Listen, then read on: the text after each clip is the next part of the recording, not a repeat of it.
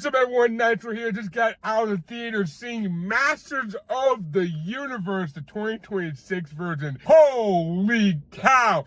What a movie! That was a phenomenal movie. Now, I will say, have I watched the 1980s original Masters of the Universe TV show and cartoon?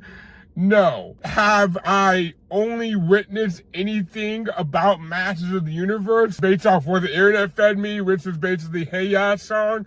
100%. But I will say, this movie definitely 1,000% felt like the most Saturday morning cartoon movie I could ever say. And that's a good thing. Like, it literally feels like you're watching a 2-hour Saturday morning cartoon. To the extent that it didn't even feel like a 2-hour movie. I felt like it was shorter. Like, it was about like the halfway point of the movie, maybe a little less. I looked down my watch and I'm like, holy shit, this movie's almost over. It went fast. It went very fast. Now, I will say, this movie does star Nicholas Galitzine, the same dude from Sheep Detectives, who I thought looked like Evan Peters. I think I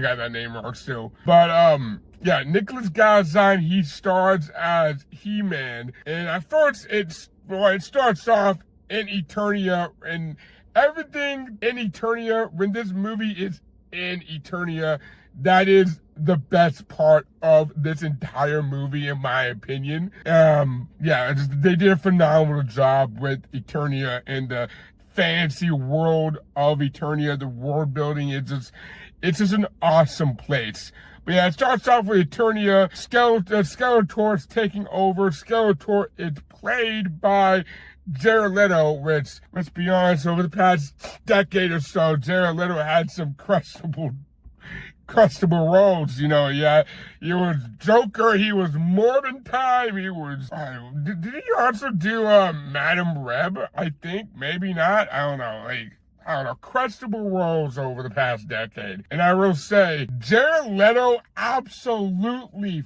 freaking nails it in this movie. Honestly, he's so good in this movie, you're gonna have a hard time believing at certain parts that the dude is being played by Jared Leto. Like, it doesn't even seem like Jared Leto is playing Skeletor. They did that amazing job of portraying Skeletor on the big screen. And he actually looks like Skeletor, unlike the 1980s live action movie that had Dolph Lundgren. Speaking about Dolph Lundgren, he does star in a pretty cool, funny cameo. Speaking about the comedy in this movie, man, I'm going everywhere in this review. But yeah, speaking about the comedy, this movie does have some comedy to this movie, which I was like expecting and kind of not, because the 80s Masters of the Universe is known for campy, cheesy corniness. So you kind of expect some of that camp to be in the 2026 version. And I guess they try to be campy, but it just kind of came out more comedic than campy, which is not a bad thing. A lot of people were laughing in the movie. I was laughing in the movie. So everybody had a good time watching this movie. But yeah, starts out with Skeletor taking over, and then you basically go into a couple, not too long, according to some people, they could take it or leave it with the Earth setting in this movie. From reviews that I saw, I was expecting the Earth setting to take to be a lot longer, but it was like 20-25 minutes, maybe less, maybe like 15-20. It really wasn't that long of setting that they were in. Now, most of the comedy does come from the Earth setting, but besides the point, I'm not going to go into spoilers. And I mean, if you saw the trailers, you know there's going to be an Earth setting. In my opinion, I took this movie more as like a pseudo origin film for this version of Masters of the Universe. I'd say this version, well, yeah, it's obviously a different version, but there's definitely going to be more Masters of the Universe. There's going to be definitely sequels, and you'll see that if you stick around to the post-credit scene. But yeah, I really dig the Eternia world and the fancy world building of Eternia in this movie. I thought they did a phenomenal job. All the cast really did a phenomenal job in this movie. Now, I will say one cast member in this movie did surprise me. It was the woman who was playing Teela, the friend of He-Man. She's played by the person who did Veronica from Riverdale. What the hell? That is a huge jump in terms of acting, and honestly, that's props to her. Bravo. I forgot the actress's name. Just imagine that you go from a CW show onto a summer blockbuster hit of Masters of the Universe. And yeah, this is definitely a summer blockbuster. There's so much action and fighting scenes going on. There's like 3 to 4 fighting sequences in this movie that, it's an action movie. You're obviously gonna have fighting sequences. But yeah, there's like 3 to 4 fighting sequences. But yeah, this definitely did felt like a origin flick of this version of Masters of the Universe more than anything. I had a really fun time in the theater. I thought it was a job well done. Jared Leto, props to him, man. I don't know what they did with Jared Leto. I don't know what they did with Sony.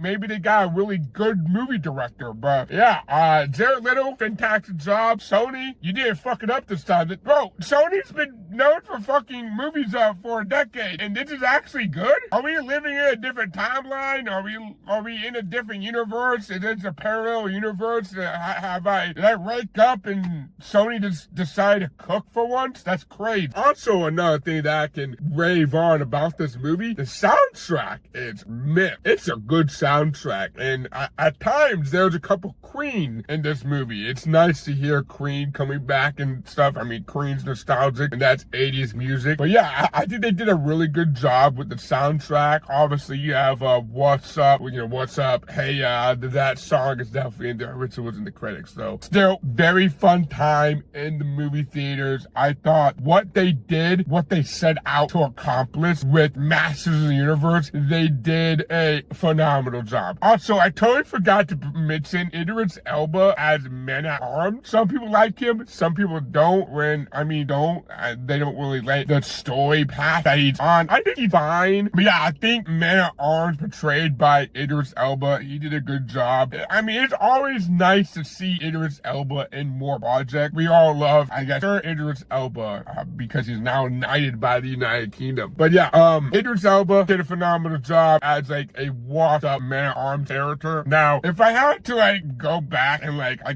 dissect the film of what I didn't like, it would probably, be the Earth scenes. Even though I say the majority of the comedy comes from the Earth scenes, I still really like Eternia in that setting and the world building. Even though the majority of the world building is hey, Skeletor took over and Skeletor's bad and he has a skull face, and obviously anyone with a skull face is a bad guy. But yeah, I think Eternia definitely beat anything from Earth. That stop acting though. But yeah, the phenomenal job. I think they did a good movie. But yeah, I think Masters of the Universe was a fantastic movie. I definitely give this movie a roughly 8 out of 10, if not 7.5, but it's definitely a high 8 for me. Definitely like a B+, if not A-.